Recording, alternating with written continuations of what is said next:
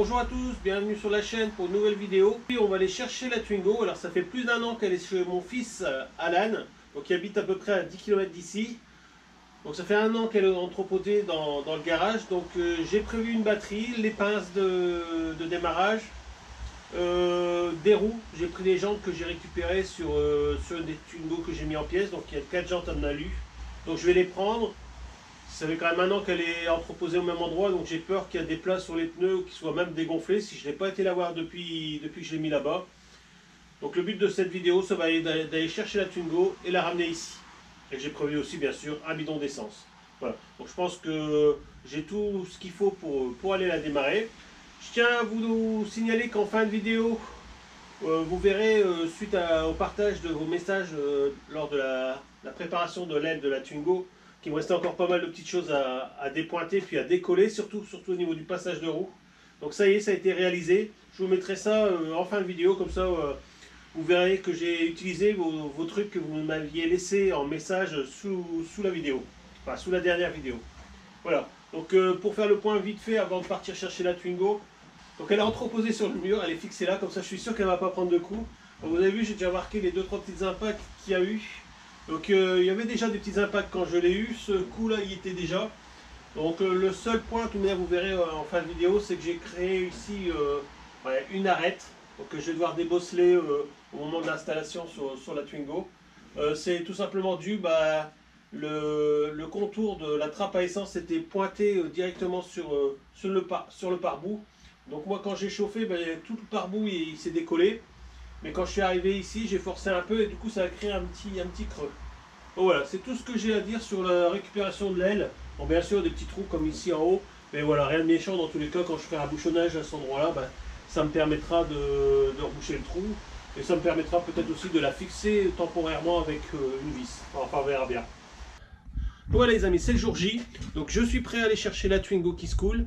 Alors à savoir qu'il y a eu un petit changement depuis la dernière fois.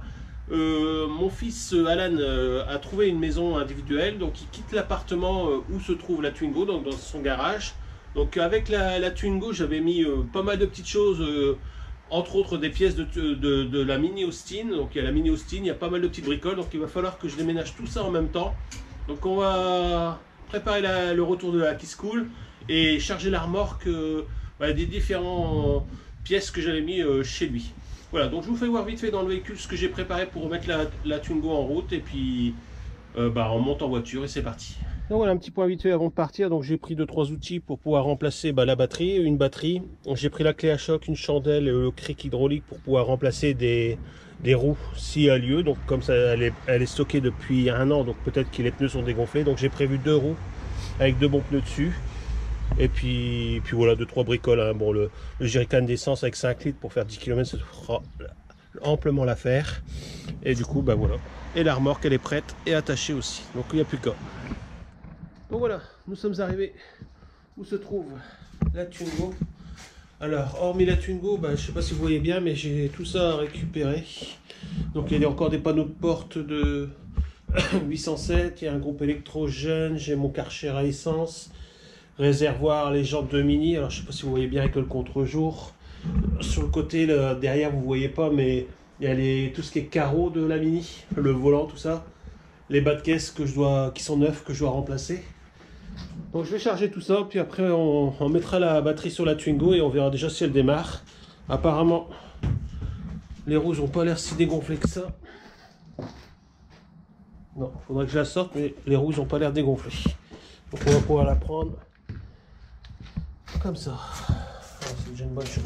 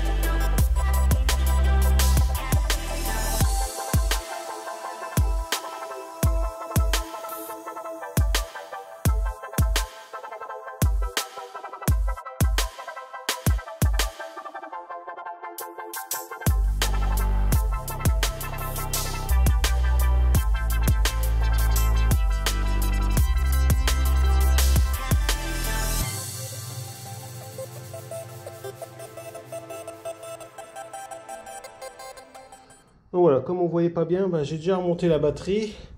Bon, je vais faire vite fait les niveaux. Donc ici, le refroidissement c'est bon. J'ai replié un peu le cache dessus parce que je suis pas sûr que la batterie elle passe en hauteur. Alors je vérifie tout de suite le niveau d'huile. J'essaie de mettre un peu de lumière. Voilà. Bon, une vidange s'imposera, mais l'huile elle est bonne. Hop. Regardez vite fait la courroie, c'est bon. Bon, par contre il manque les ampoules. Le filtre à air est déboîté. On peut s'en vers à la maison. Voilà, je vais faire le premier démarrage.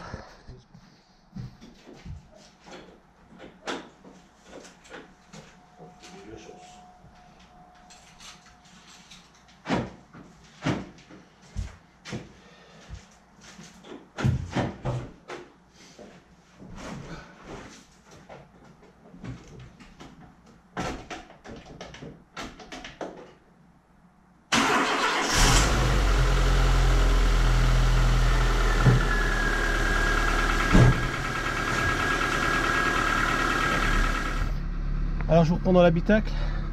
Alors franchement elle a démarré tout seul. Alors j'ai eu un peu de chance parce que quand j'ai rebranché la batterie, j'avais les clés dans ma poche heureusement parce que les portes sont fermées. Donc un petit coup de bol sur ce côté là parce que sinon j'étais bien embêté. En plus alors les deux clés sont sur le même trousseau. Alors je vous dis pas si j'aurais pas laissé les clés sur le contact. Enfin bon, c'est déjà une bonne chose. Elle démarre. Bon ouais, voyant airbag qui est allumé. L'essence du coup c'est bon. Bon, j'ai qu'un phare sur deux du coup, alors j'espère que il fera pas trop noir avant qu'on la redépose. Voilà, une bonne chose. Donc le garage est vide. Donc le garage est vide. La Twingo elle tourne, prêt pour le transport. Donc je vais faire déjà le voyage avec toutes les pièces, puis après il nous restera que la Twingo à amener à la maison. Voilà, allez on se retrouve chez moi. Donc voilà, ça y est, la Twingo a pris place à côté du 807. Donc objectif de cette année, on va essayer de s'y tenir, ça va être de finir ces deux véhicules là, de façon que je récupère la place. Donc je vous fais voir si vous n'avez pas bien vu la partie L. Donc j'espère que ça va aller quand même dans l'ensemble. Ouais, on se rendait pas compte sur la vidéo précédente, mais là, ça a bien tapé quand même. Donc on va voir ça. Autre petite chose que je voulais vous faire voir, forcément je le savais, mais en refermant le capot de la Twingo chez Alan, la batterie est venue taper dans le capot. Donc du coup j'ai un nion, alors que le capot il n'y avait rien du tout, un peu deg. En plus je le savais, mais bon il faisait noir, j'ai fermé le capot et puis voilà quoi. Donc voilà, bon, en ce qui concerne la Twingo, ça y est, c'est bon, elle est à la maison, on va pouvoir commencer ça sérieusement. Donc je vais vous montrer un petit peu les dégâts suite à tout ce qui est arrivé de chez Alan, de son garage. Je vous montre ça tout de suite. Donc voilà le résultat d'avoir vidé le garage à Alan, d'avoir rapatrié la Twingo et tout ce qu'il y avait de mini là-bas. Voilà, je n'ai plus un soupçon de place. Ouais, il va falloir que je range tout ça pour pouvoir attaquer la Twingo. Bon, je vous fais voir. Donc vous avez les pièces de carrosserie, donc capot, les éléments neufs que j'ai, donc qui est le plancher, tringlerie, enfin voilà, tringlerie de vitesse, le tapis. Ici, forcément, les caisses avec des pièces, le Karcher, Karcher de temps, la colonne de direction, encore des pièces. Là, vous avez le berceau avant, berceau arrière, avec un groupe électrogène, les portes. Voilà, forcément encore la boîte à litre 4 qui est là. Ça aussi je pense que ça va être dans l'objectif, faut que je finisse ça et être tranquille avec ça. Voilà. Bon, j'ai du taf maintenant, il va falloir que je trouve des emplacements pour mettre tout ça, alors que je suis déjà plus que plein au niveau des pièces. Alors je sais pas du tout. Donc voilà les amis, la Twingo est arrivée. Donc ne quittez pas, juste après je vous mettrai la finition de la préparation de l'aile de la Twingo, donc tout ce que j'avais décollé suite à vos conseils, donc tout ce qui est pare-boue, tout ça, j'avais décollé. Donc je vous mets ça tout de suite après pour finir la vidéo. En tout cas voilà, vous avez vu, le fait de rapatrier la Twingo, c'était peut-être pas forcément intéressant pour vous, Mais voilà, c'est des choses que je fais entre les vidéos que je mets sur la chaîne. Donc forcément en 2021, j'ai fait beaucoup de choses entre deux, donc vous n'avez pas eu le retour. Là, cette année 2022, je vous mets un maximum d'informations sur ce que je fais entre les vidéos pour pouvoir voir que voilà, je ne suis pas inactif. Le fait de préparer un projet, bah, ça a pas mal d'incidences. Et du coup, bah, comme vous pouvez voir ici, pas mal de pièces à ranger. Il faut que je trouve des emplacements pour tout ça. Donc voilà, ça va pas être facile. Donc j'essaie de vous préparer la vidéo pour la semaine prochaine. Je vous dis tout simplement, portez-vous bien. Ne quittez pas, il y a la suite de la vidéo sur la préparation d'aile qui suit derrière. Je vous dis tout simplement à la semaine prochaine pour une autre vidéo. Donc voilà, suite à la vidéo précédente sur la préparation de l'aile de Twingo, j'avais eu plusieurs échanges avec plusieurs abonnés pour, en ce qui concerne, décoller la patte qui a sur la partie basse de l'aile. Donc beaucoup d'entre vous m'ont dit de déjà décaper à la meule brosse, donc c'est ce que j'ai fait. D'ailleurs ça m'a coûté une meule brosse parce que il y avait quand même pas mal d'épaisseur, donc du coup forcément la meule brosse, comme c'était pas une forte, le tige n'était pas fort épaisse, donc elle a fini par lâcher. Donc je m'en suis procuré une, toujours pareil, gants, casque, lunettes. Donc j'ai tout décapé. Je vous fais voir ça de suite. Allez, c'est parti.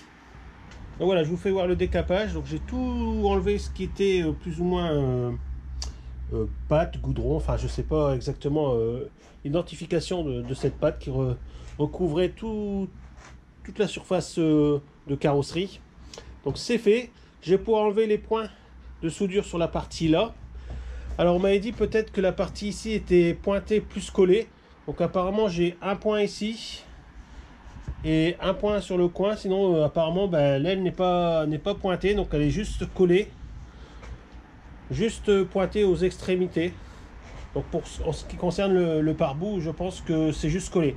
Donc moi je vais faire sauter les points de soudure et après je prendrai le décapeur comme vous m'avez préconisé dans les messages, et on se retrouvera à ce moment là pour décoller cette partie du pare-boue.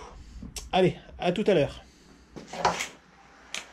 Donc ça y est, j'ai tout dépointé. Bon, j'ai fait sauter les deux points. Bon, ici, c'est à l'endroit où il faut pas, j'ai passé à travers, comme par hasard. Et voilà, sinon tout est dépointé. Il ne me reste plus qu'à décoller. Donc là, ça a déjà bien bougé. Donc du coup, je fais comme vous m'avez dit, décapeur thermique. Donc un très bon décapeur thermique.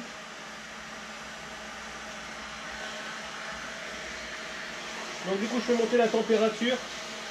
C'est beaucoup plus simple vu que j'ai passé le coup de meule brosse.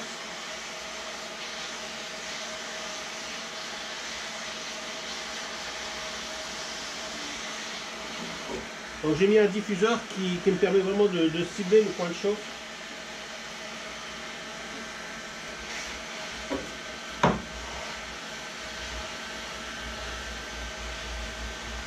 Alors le but c'est de pas aller trop vite. Vraiment laisser la colle chauffer. Alors du coup je passe mes mains entre l'aile et le pare-boue. Ça me permet de voir quand ça commence à lâcher tout simplement. Bon, ce qui est bien c'est que je peux monter la température souhaitée. Là je vais monter à 65 degrés.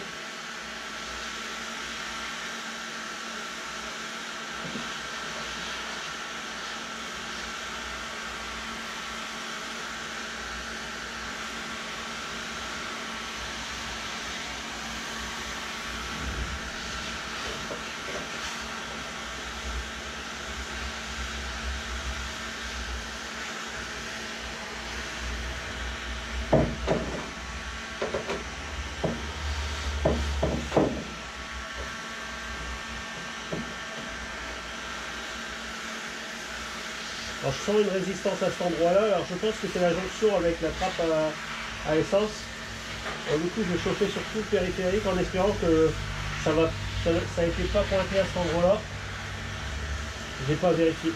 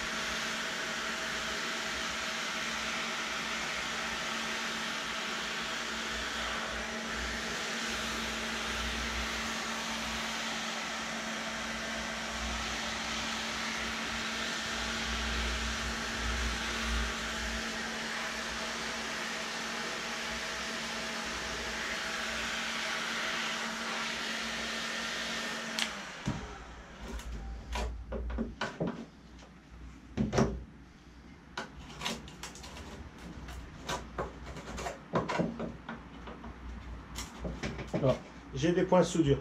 Donc apparemment j'ai des points de soudure sur la périphérique de la trappe à essence. Donc je vais donner un coup de brosse et je fais dépointer les points qu'il y aura à cet endroit et on se reprend après. Donc voilà, j'ai fait sauter les points, donc on en a 5 autour de la trappe à essence. Donc voilà, du coup je vais recommencer à chauffer. Bon, ça bouge déjà bien, donc c'est une bonne chose. On va pousser un peu la température, je vais la remettre à 65 comme tout à l'heure. Maintenant 65 c'est le maximum.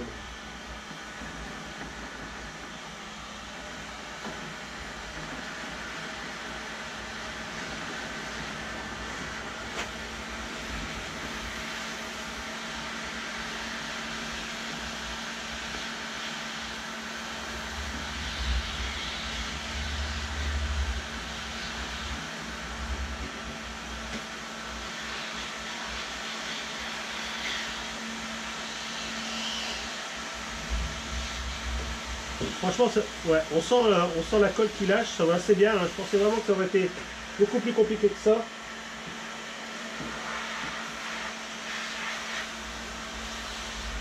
Bon, apparemment, j'ai encore un point de soudure là.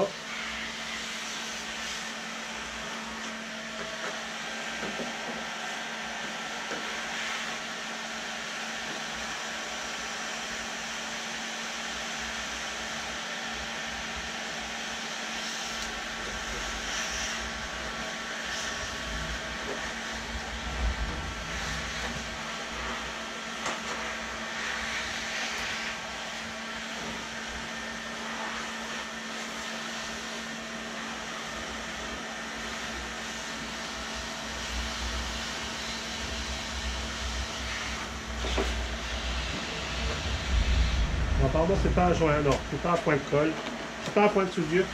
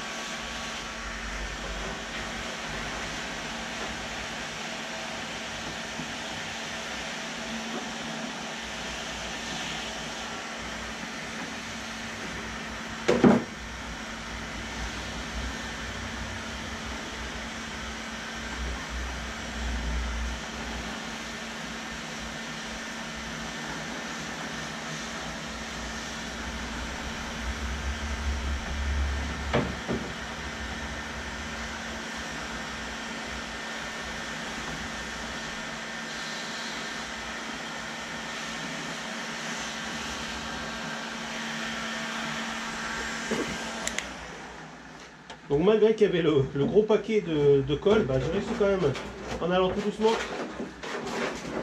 à décoller mon pare-boue. Voilà, donc je vais faire du nettoyage, hein, je vous embête pas plus avec la préparation de l'aile. Voilà, je voulais juste vous faire voir que j'avais suivi vos conseils. Donc j'avais fait ça avec un décapeur thermique, vous avez vu en direct comment ça fonctionne. Voilà, j'espère que ça pourra vous être utile si vous vous voulez vous lancer dans cette opération. Allez, c'est parti.